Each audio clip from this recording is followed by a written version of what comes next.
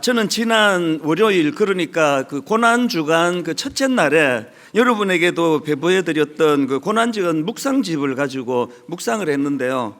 이번 고난주간 묵상집이 아주 좀 특이했던 게 성경 구절만 묵상하는 게 아니라 이제 좋은 작품, 명화, 그러니까 이런 것들을 이제 곁들여서 묵상을 했는데, 월요일자를 제가 보니까 그 카라바조라는 그 유명한 작가가 있다고 합니다. 이탈리아 바로크 시대의 대표적인 작가라고 알려졌는데, 이 카라바조가 그린 엠마오의 만찬이라는 그 작품을 거기다가 놓고 이제 묵상을 하게 했는데요. 저는 뭐 원래 미술에 좀 문외한이고 뭐 이 작품도 처음 보는데요. 보니까 그 누가복음 24장에 나오는 엠마오로 향하는 두 제자, 그것을 이제 매개로 해서 작품을 만드는 걸 제가 봤습니다. 여러분 다 아시지만 예수님이 이제 십자가에 못 박히신 이후에 이 두 제자가 너무 실망한 겁니다. 자기는 이 신음하는 자기 민족을 구원해 줄 그런 지도자로 생각을 했는데 초라하게 십자가에서 그렇게 죽어버린, 그래서 이제 우리 인생은 끝났다. 요즘은 우리나라에서 가끔씩 청년들이 쓰는 표현으로 이번 생은 망했다, 예수가 죽었다. 그래서 이제 너무나 절망해서 그 좌절 속에서 이제 엠마오를 향해, 뭐 고향으로 추정이 되죠. 엠마오를 향해 지금 터벅터벅하고 있는 겁니다. 부활하신 예수님께서 그 절망한 그들을 찾아주시고 말씀을 풀어주시는데요. 너무나 영적으로 지금 그 다운이 돼 있기 때문에 예수님이신 줄을 인식을 못하는 겁니다. 그래서 그냥 뭐 함께 동행하기를 원하는 나그네인가 보다 그러면서 이제 같이 동행을 했는데요. 목적지 엠마오에 가까이 이르러서 이제 그 두 제자와 예수님이 이제 식사를 합니다. 그 과정에서 그 낯선 나그네가 부활하신 예수님이라는 것을 알게 되는 거예요. 그 환희, 그 기쁨, 그 순간을 포착해서 그림으로 그린 게 이게 그 엠마오의 만찬이라는 작품인데요. 근데 저는 뭐 그림도 잘 모르고 이 그림 처음 보고 그랬는데 이거 엉터리다. 아니 이게 어떻게 이게 명작이라 할 수 있나. 여러분이 다 아시지만 성경에서 그 엠마오로 가던 그 두 제자고 예수님이 이렇게 세 사람이 식사를 한 거 아닙니까? 그런데 이 작품에 보니까 네 사람이 나와요. 그래서 이게 뭐 이런 게 다 있나 싶어가지고 이제 검색을 해보니까 거기에 깊은 의미가 담겨져 있는 겁니다. 자, 우선 화면으로 그림을 준비했는데요. 저 유명한 그림입니다. 네 명이 등장하는데요. 아니 왜 그 성경에는 세 사람, 예수님 포함해서 두 제자 세 사람이 나와야 되는데 왜 네 명인가? 그 자료를 제가 뒤져봤더니요, 저기 서 있는 저 사람은 음식을 도와준 하인이래요. 이 카라바조는 왜 성경에도 없는 그 하인을 거기다가 왜 넣었을까? 근데 저기에 굉장히 중요한 의미가 담겨져 있는 겁니다. 지금 그 각각의 표정을 한번 보십시오. 지금 그 왼쪽에 제자를 보니까요, 막 의자에서 지금 일어나려고 하는 거예요. 지금 방금 알게 된 거예요. 예수님인가? 그래서 막 너무 감격에 차서 의자에서 지금 막 박차고 일어나려고 하는 그런 제스처를 취하고 있고요. 오른쪽에 있는 그 제자는 지금 손을 벌리고 너무나 놀라고 있는 그런 글을 담고 있는데, 저 위에 서 있는 저 하인은 뭐 그냥 뭐 이분이 뭐 예수건 뭐건 나는 이제 이 서빙하는 거예요. 식사 준비하고 아무런 얼굴에 표정이 없는 그거예요. 제가 월요일 날 저 작품을 막 이제 인터넷으로도 뒤져보고 크게 확대도 해보고 표정을 살피고 하는데 진짜 굉장히 그게 중요한 마음의 메시지가 있는 겁니다. 카라바조라는 저 화가가 그 성경에도 없는 하인을 의도적으로 넣은 거라는 거죠. 지금 부활하신 주님을 경험하고 너무나 가슴 벅찬 그 경이로움을 표현하는 두 제자와 너무나 대조적으로 뭐 누군지 뭐 상관이 있냐, 손님이면 되는 거지. 이 냉철한 현실에 함몰되어 있는 그 하인의 모습을 그려놓고 있는 거거든요. 부활주일, 저는 여러분에게 이 질문을 드리고 싶습니다. 여러분은 지금 이 두 부류 중에 어디에 해당되는 분들이세요? 제가 지난 고난주간 내내 저녁 집회 때 감격이 마음에서 정말 울컥울컥 했던 것은요, 이 부흥이라는 인간의 노력이 아니더라고요. 뭔 일인지 모르겠습니다. 월요일서부터 터지는데요, 시키지도 않았는데 뭐 거의 대부분이 손을 들고 찬양하고, 제가 그 담당하는 그 목사님들한테 부탁을 했거든요. 기도를 이렇게 토막토막 내서 하지 말고 좀 간격을 넓혀서 좀 깊이 또 오래 기도하도록 배려하자, 그렇게 부탁을 했는데 거의 뭐 말씀 전하고 한 30여 분 이상 기도한 걸로 기억하는데요, 기도가 막 어마어마하게 터지는 거예요. 그래서 제 마음에, 야, 이 부흥이 인간의 노력이 아니라더니, 아니 뭐 막 부탁한 거 없었잖아요. 유난히 이번에는 진짜 좀 신경 써서 그렇게 하자 한 거 없거든요. 그래서 제 마음에 너무 위로가 됐던 게, 드디어 하나님께서 이제 1만 성도 파송 운동 이전에 우리 교회의 그 충만함으로 하나님이 이제 복구시켜 주시겠다는 메시지신가 보다. 그게 월, 화, 수, 목, 금 내내. 그래서 제가 성금요일 날 말씀 전하면서 그 얘기를 했는데요, 수요일 날 이제 제가 맨 뒤에 앉아가지고 그렇게 하고 말씀을 듣고 기도하는데, 청년 자매가 오열을 터뜨리는데요, 지금도 잊혀지지가 않아요. 그 젊은 청년 자매들은 보통 좀 수줍음이 많아서 막 사람 많은 이런 곳에서 감정을 그렇게 대놓고 표현하지 않아요. 그런데 이게 터진 것 같아요. 막 너무나 하나님 앞에 오열을 터뜨리면서 막 엉엉 소리를 내면서, 그래서 참 마음이 아프면서도, 그 금요일 날도 말씀드렸지만, 네 청소년 사회 갈 때 니들이 하나님 앞에 와서 울면 세상에 나가서 안 울어도 된다. 니들이 하나님 앞에 와서 무릎을 꿇으면 세상에 나가서 비굴하게 무릎 꿇는 일 없을 거다. 그런 걸 제가 가르쳤던 게 생각이 나서 고맙더라고요. 이번에 또 제가 너무너무 감동이 됐던 게, 청년들이 막 무지무지 많이 왔어요. 막 1시간 일찍 와서 줄을 서서 기다리면서, 그래서 하나님께서 이제 제 의지와 상관없이, 제 능력과 상관없이 하나님이 주권적으로, 강권적으로 우리 교회에 이제 은혜의 물꼬를 터주시나 보다. 그래서 참 감격적인 고난주간 집회를 제가 한 주간 보냈는데요, 근데 저는 여러분에게 묻고 싶습니다. 여러분, 그 고난주간, 지난 한 주간 동안 여러분은 어디에 계셨습니까? 뭘 하고 계셨습니까? 저 그림에 나오는 엠마오로 가던 두 제자, 주님이, 부활하신 주님이 나타나셨다는 그 현실 앞에서 말로 다 할 수 없는 감격을 표현하고 있는 그 표정이 지금 여러분의 영적인 상태십니까? 아니면은 그냥 뭐 난 교회 맨날 다니는데, 난 무슨 봉사도 하는데, 그래서 뭐 열심히 나는 교회도 섬기고 잘하고 있는데, 이게 부활주일이든지 고난주간이든지 마음에 어떤 그 경이로운 감동이 일어나지 않는 상태, 이게 참 가슴 아픈 상태거든요. 오늘 새벽에 제가 이제 아마 이분이 밤 12시 넘어서 쓰신 것 같아요. 제가 새벽 3시 반에 일어났는데, 그 전에 벌써 글을 썼는데 날짜가 오늘 쓴 거더라고요. 그러니까 오늘 밤 12시 넘어서 3시 이전에 글을 쓰신 것 같은데요, 보니까 작년에 우리 교회에서 세례받은 초신자 분이세요. 이분의 글을 한번 읽어드리겠습니다. 작년에 세례를 받고 고난주간이 저에겐 이번이 2번째입니다. 작년에는 뭘 모르고 예배를 드렸고, 이번 주에 그렇게 몸이 아프고 또 일을 해야 했지만 다 취소하고 성금요일 예배에 가야겠다는 생각에 정신 차리고 딸아이와 다녀왔습니다. 고난주간에 대해 정말 무지했고 내 마음가짐이 아직도 멀었구나 하는 생각이 들었습니다. 지금 1:1 양육도 받는 중에도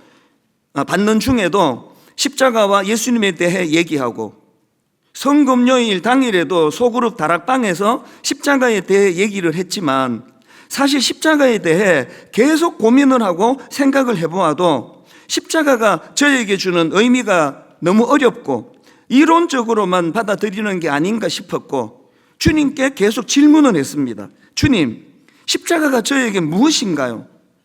예수님은 저에게 어떤 의미인지요? 성금요일 예배 때 본문으로 갈라디아 2장 20절이 나오니 딸아이가 눈을 동그랗게 뜨고 저를 쳐다보더라고요.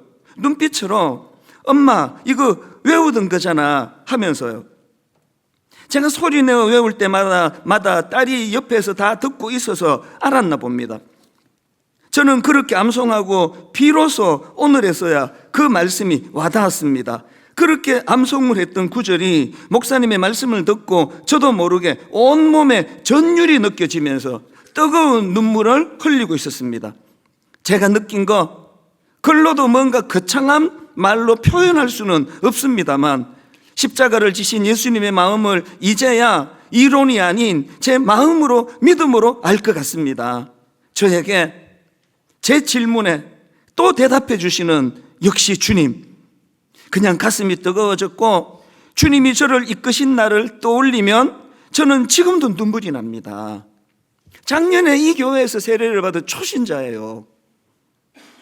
고난주간이 뭔지 교회에서 십자가 그러는데 이게 뭘 뜻하는 건지 참 그런 거를 알지 못하는 초보 신자이지만 그러나 이분에게서 우리가 배워야 되는 거 그는 그 문제를 궁금해했다는 거예요. 예수님은 내 인생에 어떤 분이신가? 십자가는 내 인생에 어떤 의미를 가지고 있는가? 그거를 오래 고민하면서 갈라디아 2장 20절을 묵상하고 암송하고 그랬더니 여러분 그날 이분이 아까 그 사진에 나오는 두 엠마오로 가던 두 제자의 감격과 경이로움을 이분이 경험한 거 아닙니까? 그래서 그 벅찬 가슴으로 눈물을 쏟아냈고 왜 밤 12시 넘어서 그 글을 거기다가 우리 홈페이지에다가 글을 쓰실 수밖에 없었는가?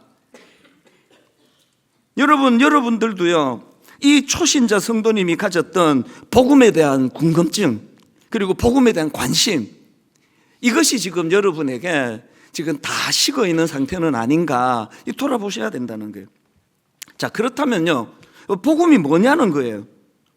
교회만 가면은 복음 그러는데 그리고 또 자꾸 복음을 전해야 된다 그러는데 복음이 뭐냐고요. 고린도전서 15장에 보면은 그걸 설명해 줘요. 바울이 자기가 지금 복음을 전했다 그러는데 그 내용을 한번 들어보십시오. 고린도전서 15장 1절부터 한번 보십시오. 형제들아 내가 전한 복음 내가 너희들에게 전한 복음을 너희에게 알게 하노니 이는 너희가 받은 것이요 또 그 가운데 선 것이라 너희가 만일 내가 전한 그 말을 굳게 지키고 헛되이 믿지 아니하였으면 그로 말미암아 구원을 받으리라. 내가 받은 것을 먼저 너희에게 전하였노니. 자, 지금 복음을 이렇게 설명합니다. 자기가 전한 복음이 뭐냐? 내가 받은 것을 먼저 너희에게 전하였노니 복음이 뭐냐? 이는 성경대로 그리스도께서 우리 죄를 위하여 죽으시고 장사 지낸 바 되셨다가 성경대로 사흘 만에 다시 살아나사. 이게 복음이라는 겁니다. 복음 전하는데 예수 믿으면 복 받습니다. 예수 믿으면 만사 형통합니다. 예수 믿으면 병이 낫습니다. 이런 복잡한 이야기보다도요 굉장히 단순해요. 복음이 뭐냐 물으면 복음은 성경대로 그리스도께서 우리 죄를 위하여 죽으시고 성경대로 사흘 만에 다시 살아나사. 이게 복음이라는 겁니다. 만약에 여러분이 누군가에게 나 예수 믿어 이렇게 이야기를 하신다면요 그 말씀의 의미는 이거 아닙니까? 나 예수 믿어 이 말에는요 이는 성경대로 그리스도께서 우리 죄를 위하여 죽으시고 성경대로 사흘 만에 다시 살아나사 난 이걸 믿어. 이게 그 말 아닙니까? 여러분들이 이제 어디 취직을 하기 위해 가지고 그 이력서에다가 종교 거기에 기독교 이렇게 쓴다는 것은요 거기에 많이 생략된 메시지가 있습니다. 종교를 안에 기독교라고 쓰셨다 한다면은 그분이 이걸 표현하는 거 아닙니까? 이는 성경대로 그리스도께서 우리 죄를 위하여 죽으시고 성경대로 사흘 만에 다시 살아나사 나는 이걸 믿는 사람입니다. 그게 자기 소개 아닙니까? 그래서 여러분 아까 앞에 초신자처럼 이게 무슨 어디 가서 그냥 막 열심히 배우면은 무슨 얻는 그런 머리로 아는 지식이 아니기 때문에 이게 많은 부분에서 궁금하고 또 이해가 잘 안 되고 근본적으로 나는 예수님 믿지만 도대체 이게 뭔지를 모르겠다 할 때 이분처럼 그거에 대하여 항상 마음을 거기에 담고 그렇게 하나님을 알아가려고 애를 써야 되는 겁니다. 여러분, 그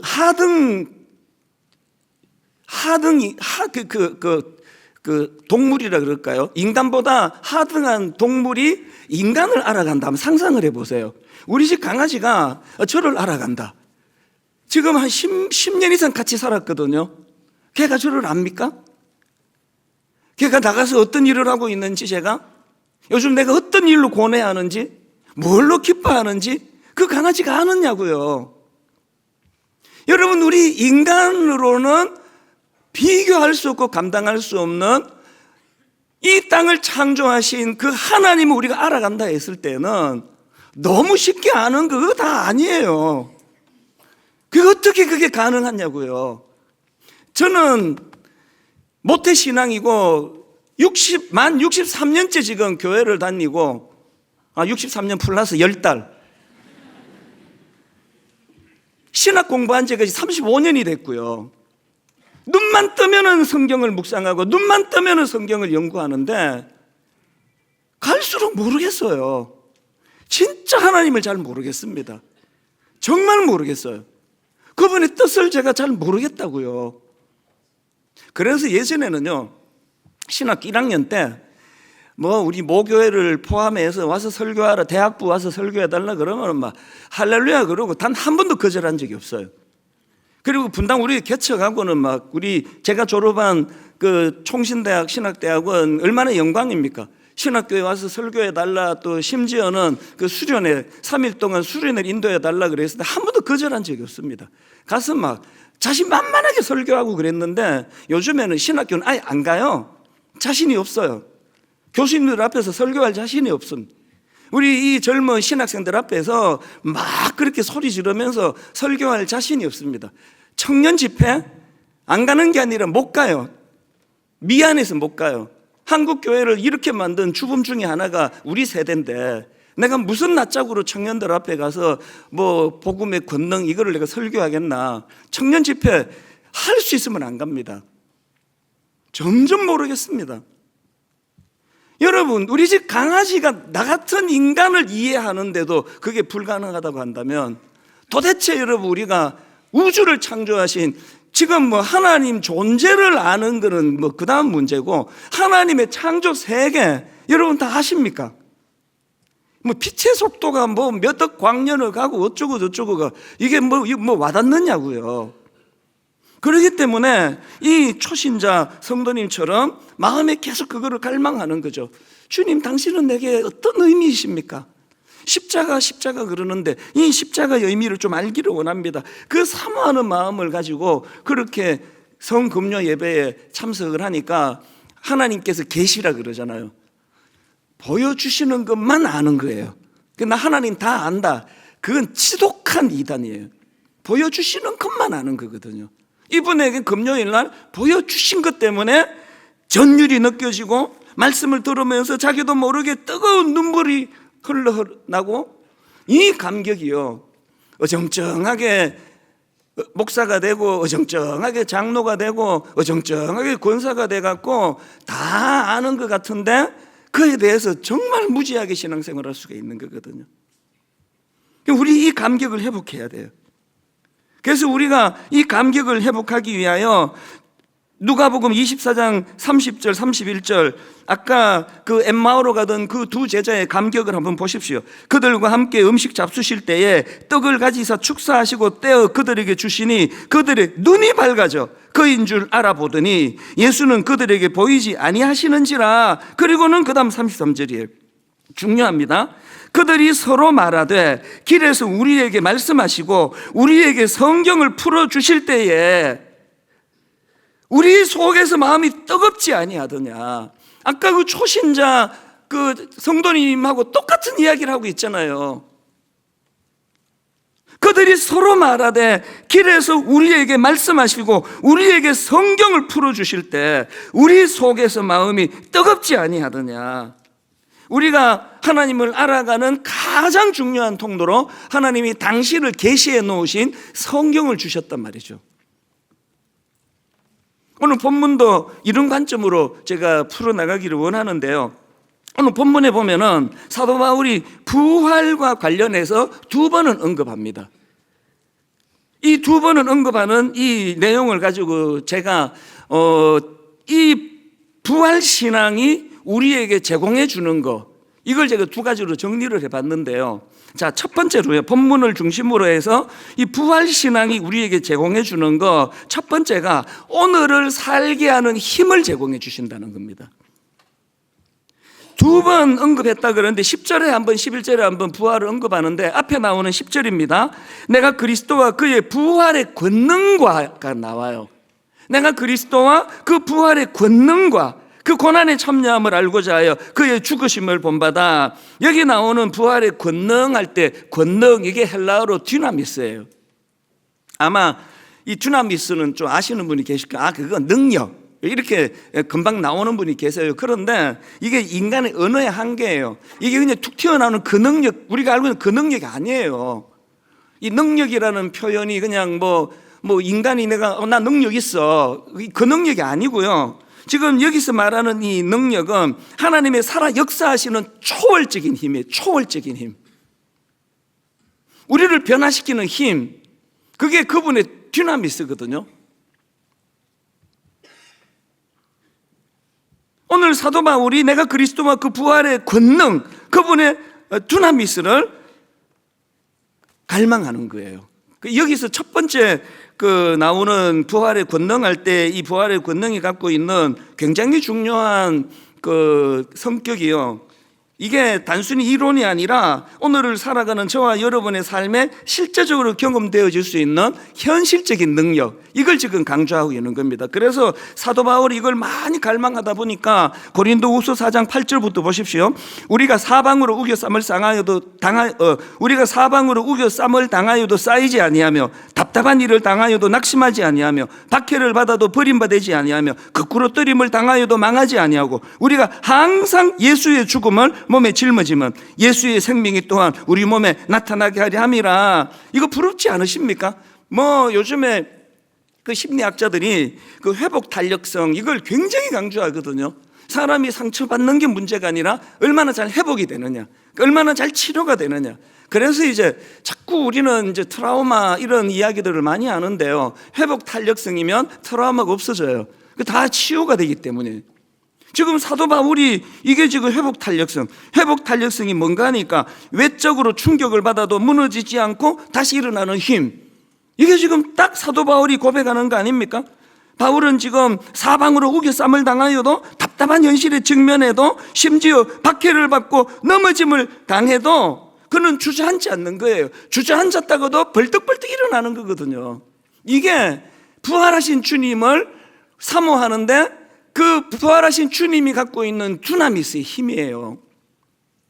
요즘에 이 자영업 하시는 분들이 너무 힘들다는 그런 얘기들을 많이 들어서 2주 전부터 이제 저희 교회에서 자영업자 하는 그 사업장을 좀 소개해 드리려고 지금 이제 신청을 받고 있거든요.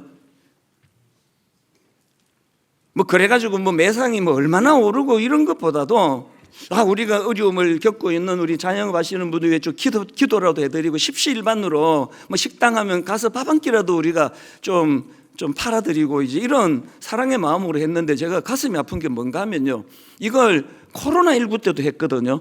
그때도 여러분 아시잖아요. 그때는 전부 이제 격리돼가지고 식당들이 비명을 그렇게 질렀는데 그때도 이제 이렇게 했는데 제가 이번에 가슴 아픈 게 뭐냐 하면은 이번에 신청을 받았더니 코로나 때보다 2배 이상이 접수가 됐어요. 뭘 이야기하느냐고요. 진짜 힘든가 봐요. 이분들을 위해 우리 기도해야 돼요. 어떻게 기도합니까? 하나님, 오늘 우리가 말씀으로 배웠던 권능, 두나미스, 하나님이 살아 역사하시는 그 놀라운 초월적인 힘으로 그 부활의 권능, 부활이 가져다 준 그 능력을 우리가 이분들을 위하여 기도할 때 사용하기 원합니다. 그래서 하나님, 어려움을 당하는 모든 성도들, 우리가 사방으로 우겨 쌈을 당하여도 쌓이지 아니하고 답답한 일을 당하여도 낙심하지 아니하고 박해를 받아도 버림받지 아니하고 거꾸로 때림을 당해도 망하지 아니하고 우리가 항상 예수의 죽음을 몸에 짊어지면 예수의 생명이 또한 우리 몸에 나타나게 하려 함이라. 예수 그리스도의 죽으심과 부활하심, 이게 복음이라고 한다면 이 복음이 갖고 있는 능력을 이론으로서가 아니라 삶 속에서 경험하는 거거든요. 제가 아까 앞에서 언급했던 엠마오로 향하던 그 두 제자, 그렇게 낙심하고 좌절했던 그들, 그 회복하는 과정, 회복 이유를 한번 보십시오. 한 번 더 읽어드릴게요. 누가복음 24장 31절입니다. 그들의 눈이 밝아져 그인 줄 알아보더니 예수는 그들에게 보이지 아니하시는지라. 그들이 서로 말하되 길에서 우리에게 말씀하시고 우리에게 성경을 풀어주실 때, 자, 이 두 사람 아까 명화 기억하시죠? 이 두 사람의 변화가요 3단계에 걸쳐서 일어나요. 자, 1단계 변화. 자, 다시 읽습니다. 32절. 그들이 서로 말하되 길에서 우리에게 말씀하시고 우리에게 성경을 풀어주실 때에 우리 속에서 마음이 뜨겁지 않아도, 이 변화가 가장 원초적이에요. 지금 너무 우울한 시대예요. 어떤 분, 제가 금요기도회 때도 말씀드렸는데 뉴스를 안 본다 그러더라고요. 왜 안 보는지 묻지 않았지만 알죠?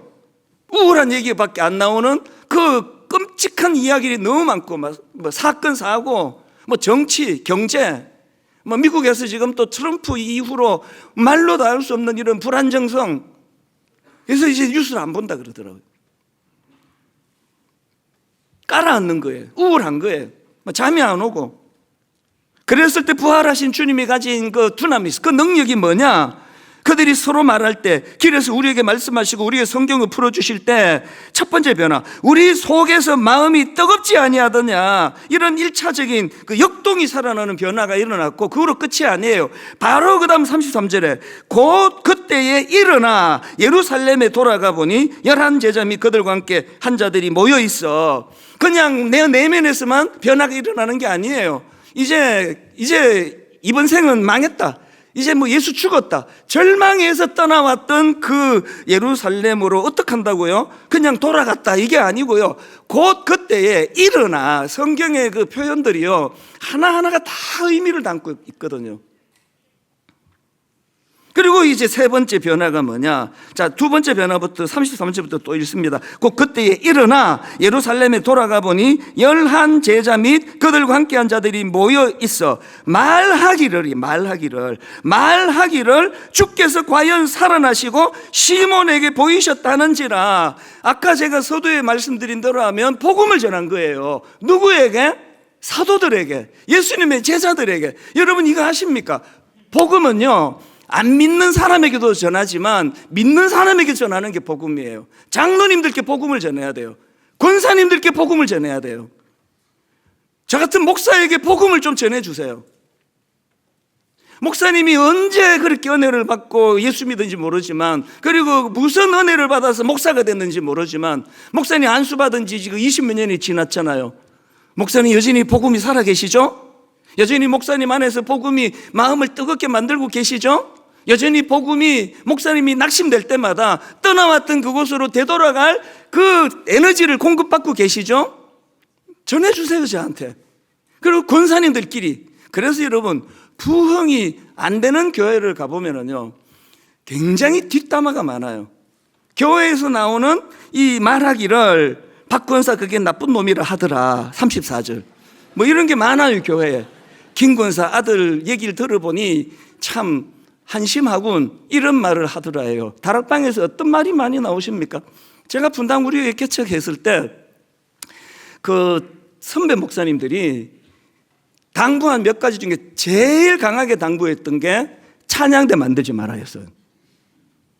한두 분이 부탁한 게 아니에요. 그러면서 그 목사님들이 이제 찬양대에서 좀 상처를 받았나 보죠. 찬양대 절대 만들지 마라. 온갖 소문의 진원지가 찬양되고, 온갖 뒷담화의 진원지가 찬양되고, 찬양대 절대 만들지 마라. 제가 그 선배님들의 그 권면을 멀리하고 개척하고 바로 만든 게 찬양대예요. 당회도 만들지 마라. 두 번째였는데 바로 당회를 만들었거든요. 웬걸요? 찬양대에서 뭐 뒷담화의 진원지인가요? 저는 아닌 것 같은데요. 은혜가 되는 그 찬양대는요, 뒷담화 안 합니다. 찬양하려고 모였는데 왜 뒷담화 합니까? 우리가 하나님 앞에서 지금 내가 복음이 내 안에서 지금 흐르고 있나? 이게 지금 고여 있으면 나오는 게 그럴 수밖에 없잖아요. 교회에서 뭐 만나갖고 박 집사님, 김 권사님 뭔 얘기 하겠냐고요. 뭐 주식은 요새 어떠냐? 땅 그 사놓은 건 요새 좀 오르고 있나? 뭐 그 정도 대화는 또 봐줄만 해요. 하여튼 나는 그 김 권사 꼴 보기 싫어 죽겠어. 지금 엠마오로 가던 이 두 제자가 가슴이 뜨거워지니까 곧 그때로 일어나 그 자기를 절망하게 했던 그 지역을 다시 찾아가서는 말하기를 주께서 과연 살아나시고 시몬에게 보이셨다 하는지라. 우리 교회 안에서 이런 장로님과 장로님이, 권사님과 권사님이, 집사님과 집사님이, 집사님과 권사님이, 집사님과 장로님이 이런 복음의 이야기를 많이 하는 교회가 되기를 바랍니다. 그래야 우리 안에서 부활신앙이 역동적으로 나타나서 여러분 이 그리스도의 십자가와 그분의 부활로부터 오는 능력을 맛보고 경험하고 이래야 예수 믿는 게 재밌지. 그거 없으면 이게 얼마나 이게 참 이게 재미없는 그겁니까 이 신앙생활이. 이게 진짜 이찬수 목사가 말했던 복음의 능력이 우리를 유혹하는 죄와 싸워 이기는 능력을 내게 주네. 이게 정말 절망을 이기는 능력이네. 고난 중에도 흔들리지 않는 견고함을 가져다 주네. 제가 여러분에게 보여줄 수 있는 가장 중요한 모범은 이거라고 생각해요. 어떤 경우라도 바람피지 않는 것. 못 알아들으셨어요? 어떤 경우라도 바람피지 않는 것, 어떤 경우라도 돈 탐내지 않는 것, 어떤 경우라도 명예를 탐하지 않는 것, 어떤 경우라도 분수 이상의 것을 구하지 않는 것. 이게 여러분 제가 목회하는 것 중에 제가 제일 어려운 거예요. 모르시죠 여러분? 옛날 1만 성도 파수 운동전에 2만 3천 명 출석할 때도요, 저는 그 목회 2만 3천 명 어려운 2만 3천 명을 목회하는 것보다 저 한 사람 목회하는 게 더 힘들었던 사람이에요. 지금도 마찬가지예요. 그렇기 때문에 오늘 이 시간 맨날 이론만 갖고 떠들어가지고 저도 돈 밝히고 여자 밝히고 권력, 명예 이런 거에 쩔어 있고 설교 듣는 분들도 전부가 다 아이고 저 사람은 원래 저런 말을 하는 자리지 저게 저 말 안 하면 어떡하겠어. 그렇게 듣는 게 아니라 복음이 오늘의 내 삶을 변화시키는 능력이라는 걸 우리가 이것들을 기성세대가 다음 세대에게 잘 보여주면 우리 청년들이 일어날 줄로 믿습니다. 청년들 세대가 목말라 하는 게 우리에게서 그걸 보고 싶은 거거든요.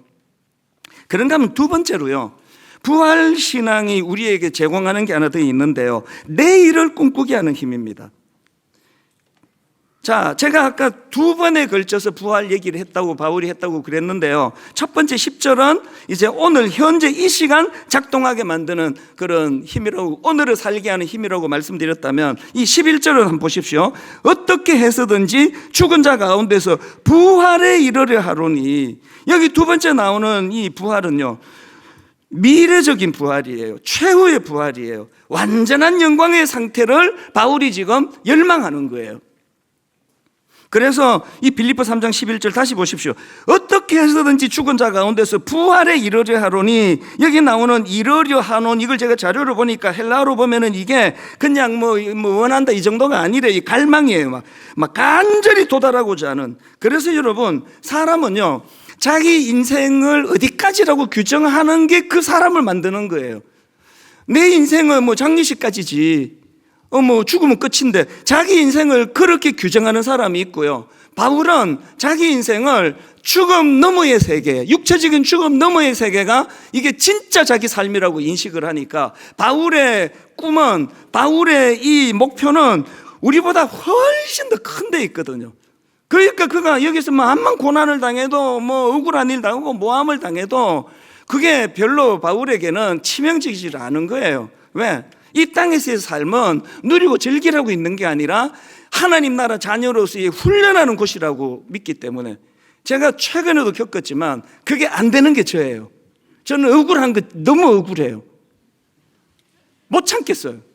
이걸 참아내는 과정에서 하나님이 끊임없이 이런 일들을 통해서 저를 연단시켜 주시는구나. 다시 말씀드립니다. 인간은요, 자기 인생이 어디까지 있냐라고 규정 짓는 그게 그 사람이에요. 사도 바울이 가지고 있는 이 내일을 꿈꾸는 힘은 이제 갈수록 뭐 돈 벌고 부자 되고 땅 사고 이거 아니에요.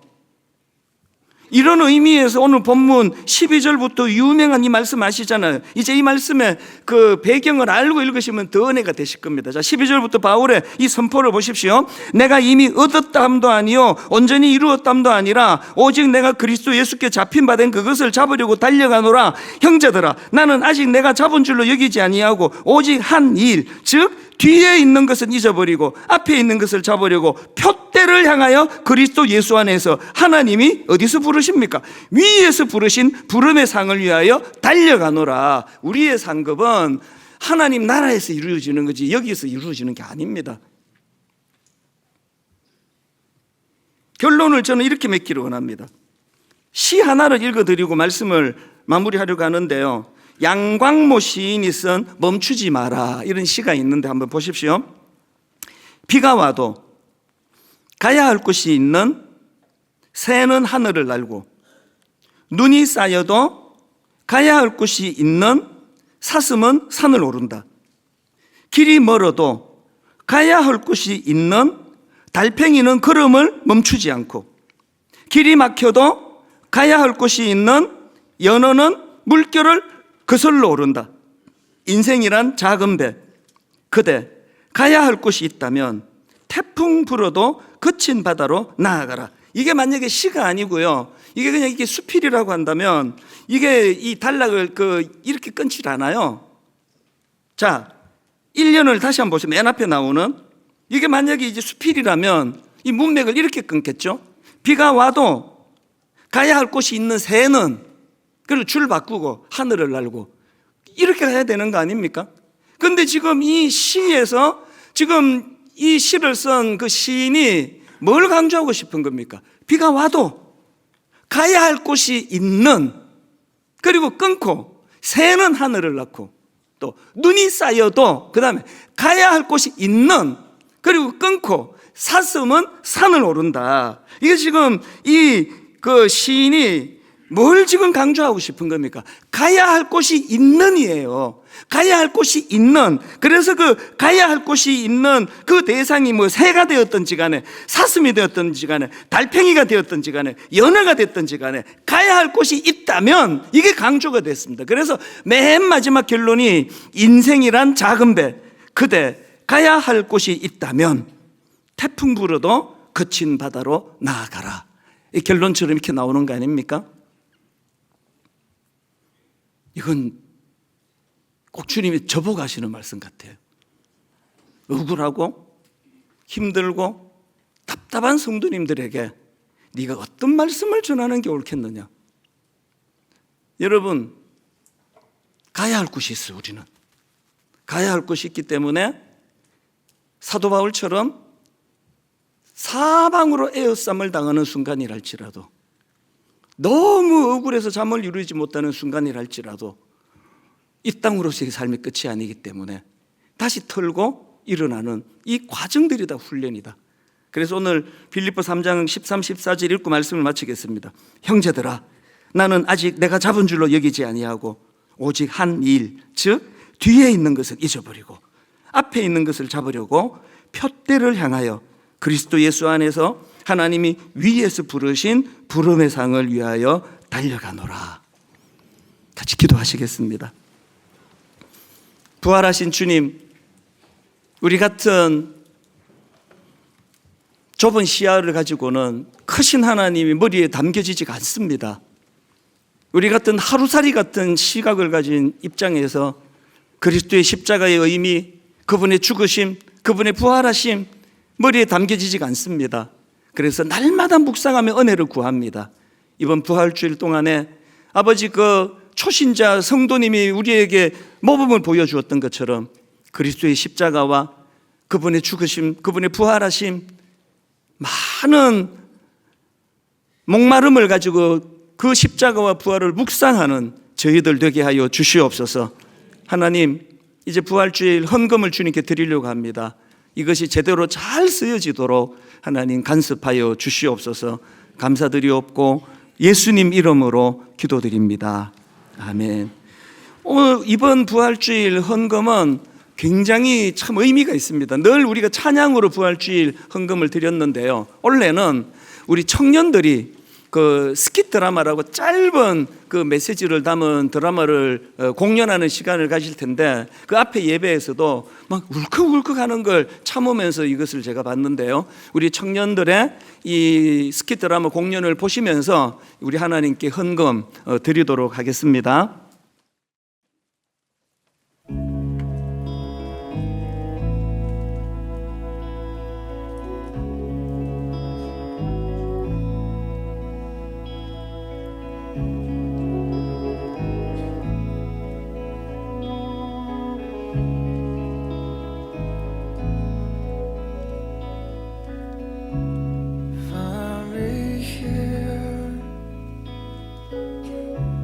Speak to me. I want to feel you. I need to hear you. You are the light that's leading me to the place where I find peace. Again.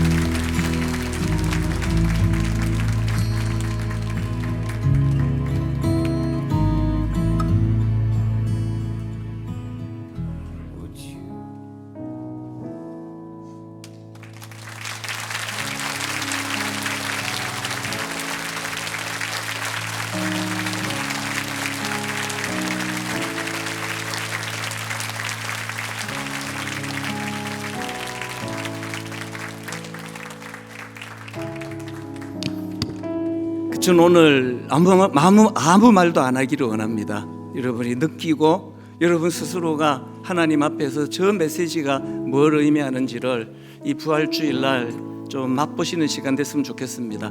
우리 다 자리에서 일어나셔서 찬송가 160장입니다. 무덤에 머물러. 우리 손뼉 치며 우리 기쁨 주님 앞에 이렇게 올려드립니다. 무덤에 머물러 예수 내 구주 새벽이 하였네. 예수 내 주 원수를 다 이기시고 무덤에서 살아나셨네.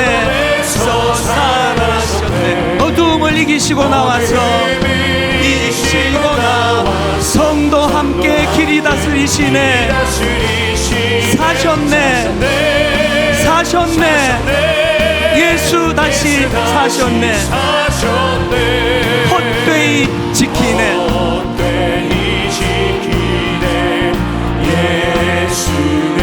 헛되이 봉하네.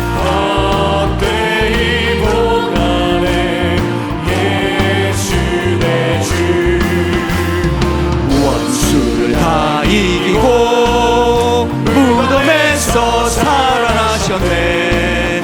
어둠을 이기시고 나와서 성도 함께 길이 다스리시. 사셨네. 예수 다시 사셨네. 거기 못 가두네.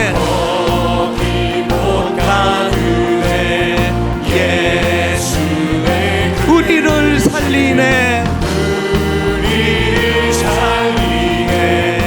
예수 내 주. 원수 다 이기고 무덤에서 살아나셨네. 어둠을 이기시고 나와서 성도 함께 길을 다스리시. 사셨네. 예수 다시 사셨네. 우리 하나님께 감사의 또 영광의 박수 올려드리기 원합니다. 부활의 주님 영광 받으시기를 원합니다.